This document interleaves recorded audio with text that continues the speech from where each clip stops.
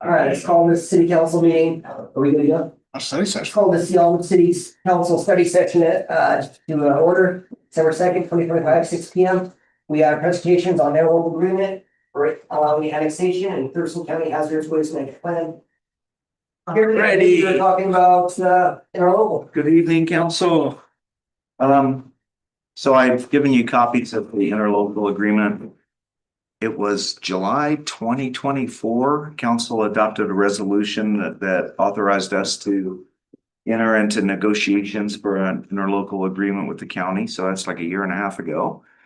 They just due to their own schedule weren't able to get to it until September of this year. So that's kind of why it's taken so long. Anyway, this is the actual interlocal agreement that we're going to be bringing to you next week to get your approval, to have the mayor sign. It doesn't require an ordinance or a resolution or anything. We've already done that. If you look at it, what it really does is it just lays out what the roles and responsibilities would be between the city and county if at a later date the council decides to annex the area that you can see on that not so great map. I apologize. We forgot the attachment to this. But if you look at the agreement, most of the responsibilities fall on the county. What would happen is if you do annex, they will provide us with like all of the as-bills for roads and bridges in the area. They would provide us with any information about if there are any open permits out there that they're processing. The one thing that we would be taking on is if we annex, any open permits, the city would take over and process using the county's rules for those actual permits because they're basically vested under those rules. I don't anticipate there's going to be a whole lot. These are all 1 to 5 unit or 1 to 5 acre parcels. So I don't see us really taking on a bunch of responsibility there. If the city county has any SEPA mitigation fees, those are mitigation fees that they could collect on developments. Those would come to the city. So basically they're going to give us the property records, the infrastructure records and everything else. So that's kind of what this is. To just put it in context, that this method we're using for annexation is called the interlocal agreement method. Once we approve the interlocal agreement, that doesn't mean we've annexed anything. Then it has to go to the next stage where we come to the council with an ordinance asking for your approval to annex the properties. So if next week you guys do approve this interlocal agreement, the very next day, we're going to go live with a website that has information about the proposal. We'll have a place for people to sign up so they can get automatic email notifications for the future hearing. We've scheduled an open house for December 23rd from 6 to 8 at the community center to talk about what we're proposing to do. And tentatively, we would be coming to council on January 16th with an ordinance to seek the annexation. If at that time you do approve that ordinance, then it's another 45 days that it has to go to the boundary review board for a comment period. We don't get any comments. After 45 days, it would become effective. Yes, sir. The areas that we're looking at annexing are the ones that are covered. Yes. Okay. It's just background. It's 320 parcels. It's about 1,200 acres. When it is annexed, the other thing that, most things are going to change. They're going to basically be getting the same emergency response. They're going to have the same garbage. You do not have to connect to sewer and water unless you have a system that fails sometime down the road and you're within 200 feet of a sewer line. Property taxes typically go down because of the county road tax. Right now, based on the county's road tax, they will likely go up about $10 a month for annexation.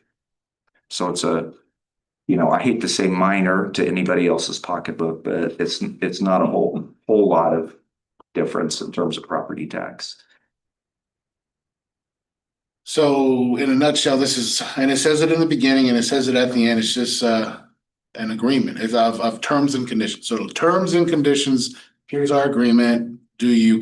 Are you good with this? Yeah, so it's basically, in a nutshell, it's how the county will pass the baton to the city if we do annex. Okay, so not annexation, just terms and conditions. That's right. But this will lead to annexation. Right. Yeah. And we've already prepared, it's about a 3-page document that we're gonna send out after you vote next week. If you do approve this, we're gonna send a letter out to every property owner in the area that we are looking at annexing. It's got frequently asked questions. We're trying to get as much information out in advance of the open house as we can, so they kind of are informed about, you know, kind of what will and won't happen. Do we already own the roads or the county roads? For county roads. So will developers have to just do the usual road improvements as we go along, or will the city now take on the improvements of the road? Well, it kind of depends. I mean, most road improvements that we do are development based. When developers come in and develop, they have to develop to our road standards. There could be projects where there's no foreseeable development in the future where the city might go ahead and get grants and do that work themselves, but they would be city roads, and one of those two scenarios would have to play out. So like Roten Road, the city's doing that. Mhm. But most of the roads that we get are done when people subdivide property or do other developments, and then they build the road to our standard. So could you have, like, say on 109th, could you have a part of the old road that looks just the same, and then there's a development piece, and then it's changed right there? I and then don't it know goes back to the 109th. Do you want to speak to that scenario? You mean off Clark and Mill Road? Yeah, just for instance. Yeah, There's so, pockets of parcels that are developable. as more parcels develop, we would take advantage of that to connect, similar to what we're doing with Middle Road, where we get that one parcel that Shell Meadows develops, so we're gonna build that sidewalk. So as we get enough parcels that are building into it, then we'll take the opportunity to also take advantage of that. But if they never build, if nobody ever changes their whole on 5 acres, say on 109th or Clark or Mill, then that just stays exactly the way it is right there. It'll be put in the plan, but it'll be pushed down until we get the money to do it. It won't be a priority road until there's a development there that has multiple people living in Kind of like a it. mishmash.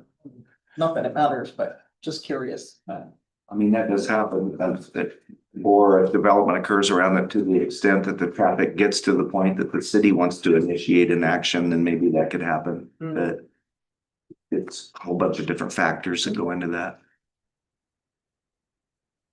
So that's all I have. Okay, any questions, comments? We don't have to have any other. You've got some basic, I'm sorry. We don't need to create any other urban areas. Like, it's just once these are changed, they're changed, and that's the end of the city. Yeah, because we're gonna have we looked into that. There's still gonna be about 1,200 acres of urban growth area left over after we annex. So we still have enough to, accommodate our growth for another probably 20 years. If we wanted to annex some more, but And then once that's used, is that the end of it? Like, you can't add any more? There's a process, I mean. yeah, you can add urban growth area. You can annex your entire urban growth area and then create a new one. But there is a process. You kind of have to show that you need it so that you can accommodate your growth over the next 20 years. We're a long ways away from that, Yeah. decades and decades. Just for a little clarification, I see that you have the Yelm City limit proposed.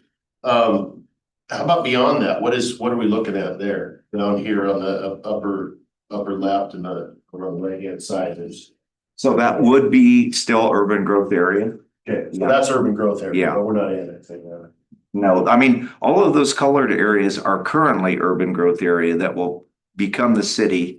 And then the leftover areas are just urban growth areas that will annex in the future. Understood. Yeah. Understood. Thank you. Other questions, comments, or move on? All right, thank you, Gary. Thanks. I'll see you next week with this interlocal agreement. Thank you. Next item is a Thurston County Hazardous Waste Management Plan. Then the council asked, come back, Todd. Good, thank you, Mayor. Evening, council. So I gave, the agenda item summary there. That'll be in your packets for next week as well. We talked about this at the General Government Committee last week. We kind of went over the Q and As. We sent the questions from the August 12th presentation to them, and took a couple months for them to get the answers back. That's a little bit of the delay there. We attached their answers directly as they sent them back to us, so we didn't change them at all. So when you see the A's there, that is the answers they provided us specifically. So they're not coming back to present this. I will be presenting this next Tuesday. And so if there are any additional questions, the timeline's a little tight to get it back, just because it took 2 months to get the 3 questions back. So I don't know if we would have any more. We only have one more option to adopt this next Tuesday. That's it. It does have to be adopted by the end of the year unless we want to develop our own plan for solid waste. So that is the option. We don't have to sign on to their plan. What are some of the costs to do that? Well, it's just an estimate based on the size of the Thurston County plan, and a lot of that plan is so large because of all the cities that are part of that. We would be the only city that's not part of that plan. Talking to Cody a little bit about that, the size of that plan, hiring, the consultants to develop a plan for us, we're probably in the ballpark of 20. Yeah, I would say 20,000 to do our own plan. So that's the options, I guess, is we would be just responsible to do that. So Would it be possible or an option to maybe use, it's not reinvent the wheel. If their existing plan, take out what we don't need. And I'm sure hiring consultants, I believe that's part of their agreement or stipulations. You have to have a credentialed consultant. There has certain boxes they'd have to check, and they'd have to ensure that Thurston County's box checked all of the boxes we needed to, and I don't have the expertise to do that. Now, we don't have anyone on staff to do that, so we'd have to hire a consultant to do that, and they would charge for their time to confirm all those things, which is 28,000 on the low end if we can probably use their plan. So. In reference to us coming up with that, if we don't sign on to the Thurston County one, do we have to have our own hazardous waste collection site? In other words, are we going to have to set up somewhere that? I don't think so. I think we just have to have a plan where it's going. So I don't think we'd have to have our own place to put that. I would hope not. Yeah. I'm just asking. Yeah, I would imagine we just have to have a plan for it. So I would think, I don't necessarily think it was a worry about the actual plan. I think we just had some questions that we wanted answered that were unable to be answered at the moment by the individual that was representing SWAC. So I'm glad you'll be representing them next week. You might be able to answer our questions better, but I think that is the biggest dilemma. Was we had a few questions that we had to ask and we didn't have no answers at the moment, and then we had to put a whole stalemate on things and everything back to us about 3 months later. So as far as adopting the plan, I feel like that's a possibility. We would just have hoped that next time in SWAC in the future, send somebody that represents them that can answer questions on the spot. Well, if there's concerns that it's not gonna pass, let us know now, so we can start planning to either get a consultant. Because what's the timeline on that? We'd have to go to an RFQ. We'd probably in the middle of Christmas. You're not going to get responses probably until the beginning of next year would be probably the quickest we could get responses for an RFQ. But if there's anything in the responses here, I think it's laid out in the agenda item. Some of those questions, Yeah, it's at the bottom. so Use some all of the the questions questions. that are on here, if you have anything that you're still concerned about, let us know now, so we can start the process. No, I think that was just a holdup. Yeah, and can I just say one more thing, Mayor, and I know that we've had some changes on council and we haven't been able to have anyone at that table, at the SWAC table. I know we're gonna do committee assignments, the mayor's gonna do committee assignments next year. It may be helpful down the road if we're involved in those conversations at the table with SWAC, just so we may be able to interject with some of these concerns at those particular meetings. So I just want to put that out there, that we do have a seat at the SWAC table just due to different challenges, schedules. Get someone there. We haven't been able to have someone there in a little bit of time, but I know that the effort next year will be to try to have someone at those meetings to represent the city. So. Yeah, I think it's more or less likely we probably would adopt a plan. I'm not speaking for everybody. That's just my assessment. Because why would we go ahead and try to spend money on something and get it done a different way, like 20,000 to hire something that's already there? We're just kind of had some questions, that's all we had. And I think it makes more sense to do it. I guess, like the mayor just said, if those answers that they provided, if those are not sufficient to you, that's what I think would be good to know. If these answers still aren't gonna work for you, let us know. Maybe we can try to get a different answer in a week. I don't know, probably not, but. I feel like they're politician answers is what I feel like. They're, It's yeah. fine.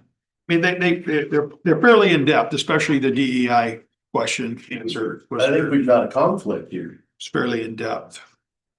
We've got, they state very clearly, there's not a regulatory requirement to include DEI information in the HWMP. However, there is a executive order requiring it not to be in there. So I just don't understand why this is even a discussion with the county on this. It just seems like it's self-defeating.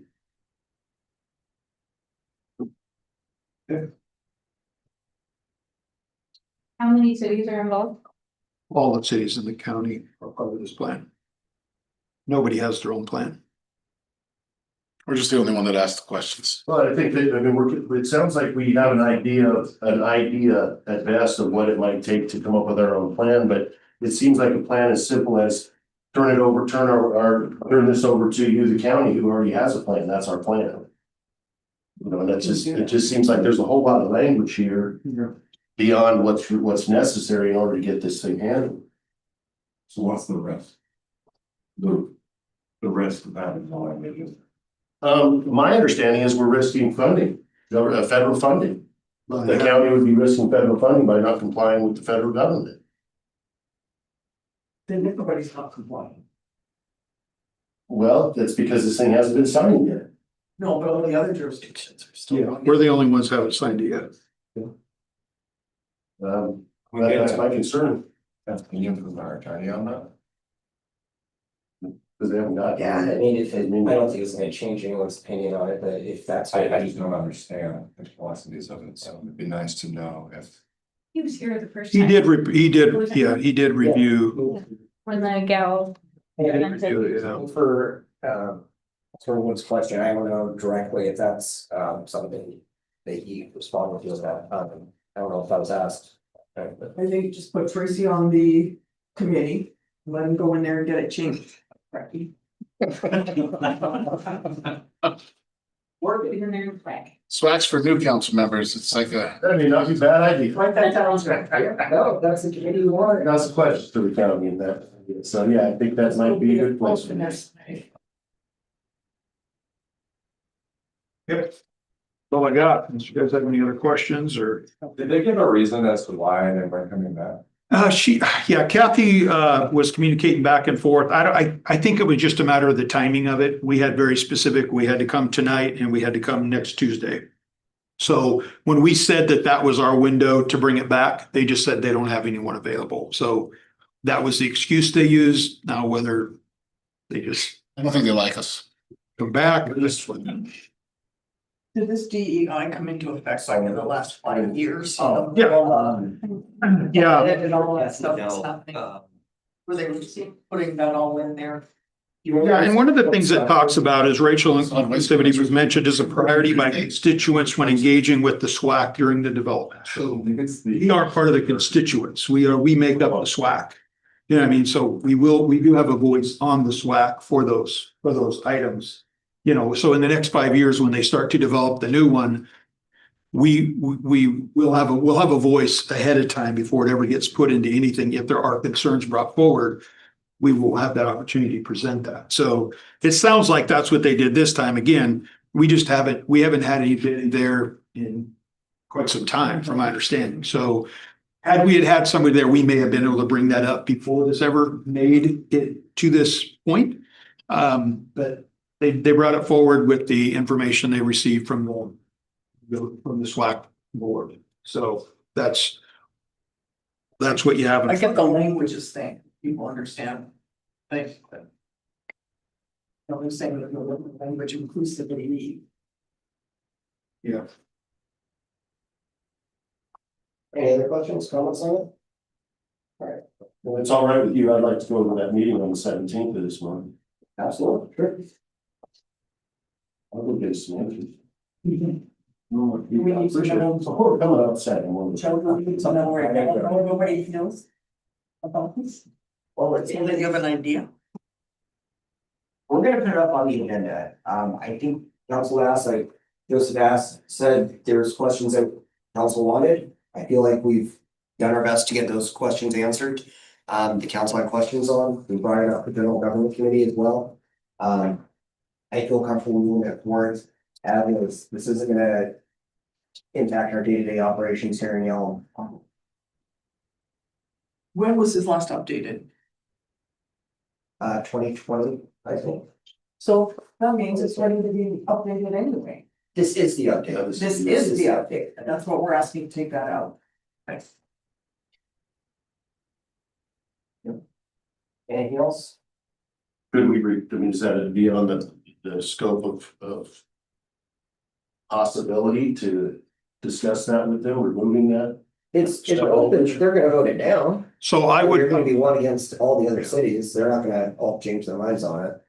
so one of the suggestions would be is that if we wanted to pursue looking into building our own plan down the road, we have the ability to get out of this plan. We're not locked in. There's no financial commitment for us to be part of this plan. We just have to have a plan in place So it's not costing us anything for solid to waste. adopt this. So if we choose to look at the options of developing our own plan, That's the cost. could do that at any point during that 5-year period and then just develop our own plan. Right. The only requirement is for us to be part of a plan or have our own by January 1. So That's really the time crunch with this. So I don't want you to think if we do this, that's it. We're stuck for 5 years. You know, that's what we got to do. It would give us time to look into what does that even look like for us to do it. Get some estimates and times, stuff like that. So being part of a plan costs us no money, right? Being part of a plan, if we have to generate our own plan, that costs us money. Yeah.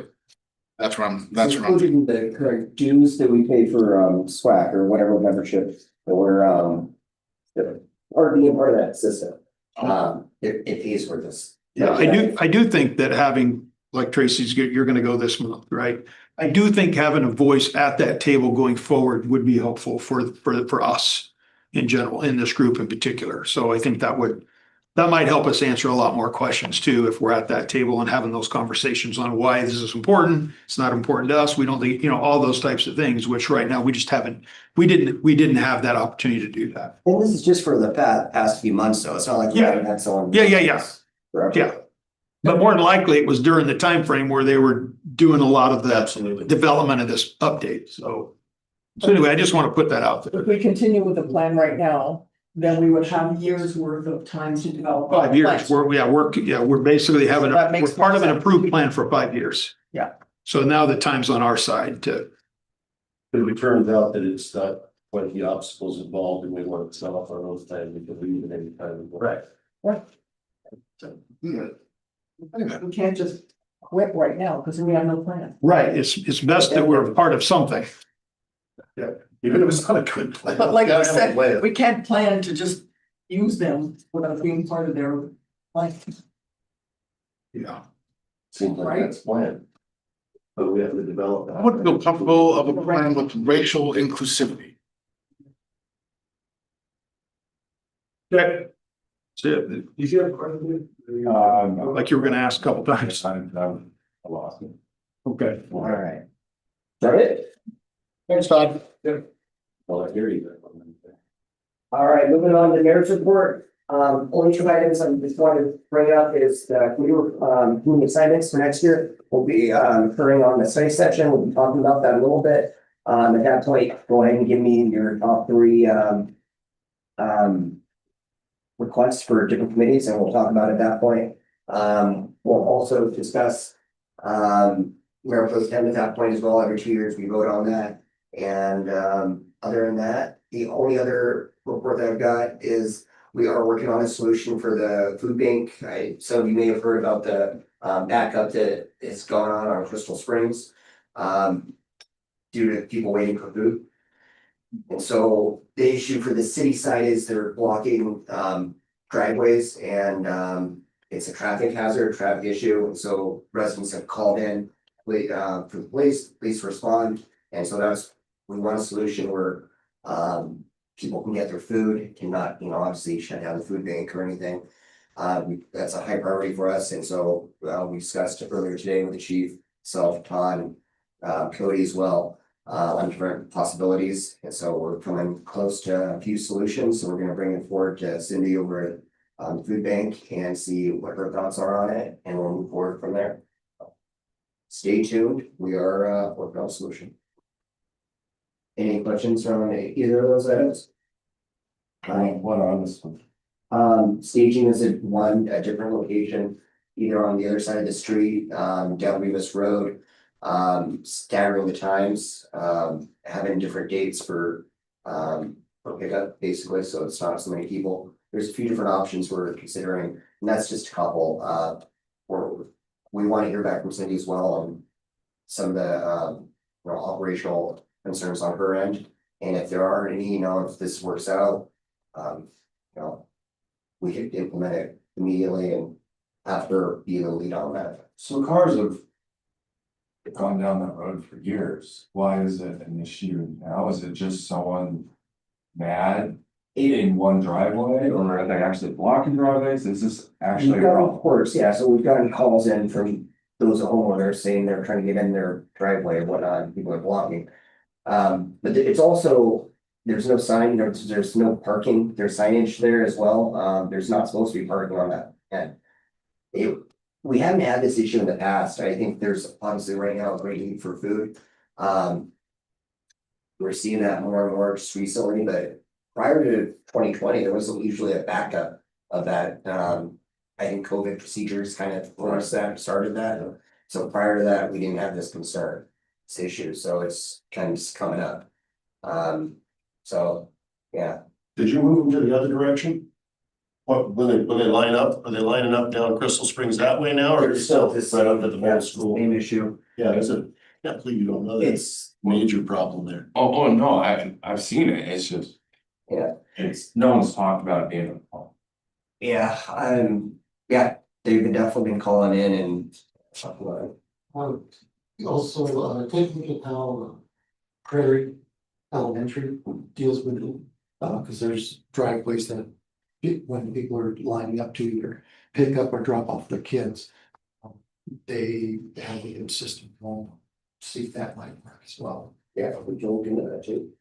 Thank you. They must have told people not to block driveways. That's what. That's one thing I guess, because they used to block my driveway, they don't anymore. And I just, and it amazes me how many kids don't take the bus. What happened to that? Trust. The bus that doesn't get out, doesn't go to those people. People that are, majority of the people that are dropping their kids off at, like Prairie, I can speak for Prairie, there was no bus. Wow. Seems like that would be the elephant in the room that need to be addressed is, because that's what I was often wondering when I see all these drop offs and pickups, especially at the middle school there. It's like, well, when I was at middle school, we rode the bus, you missed the bus, you walked home. It's, but that's just, that's. Lack of buses, huh? This community school, their budget and everything, so, yeah. That's all I've got. Any council member initiatives? I just want to let the Councilmember Crossman know that I will gladly pick up the mantle you had, making sure that sidewalks are a priority. So just let me know that I will pick that up and keep that going. I'll be bugging Cody next year, something first, you said. I've got a question for Todd. Yep. SSMCP, right? Okay, that's the long one, I just messed up. Is that still meaning, are you guys still meaning the same, or is it the change, because the rules have changed? The last one's yours. Yeah, the last one Well, the got last breakfast, what I'm saying is, the group under the same. new director, so we changed the frequency of our meetings a little bit. Or like every other month and quarterly, so. Yeah, now that the federal government's back open, I would expect they're probably gonna redo that. They'll pick a new date for that, for the the electeds and whatnot, but. Yeah, it's a little bit different just because they changed the the leadership of SSMCP. Anything else? All right, see you back here next week. Meeting adjourned. Who's going to 5-7?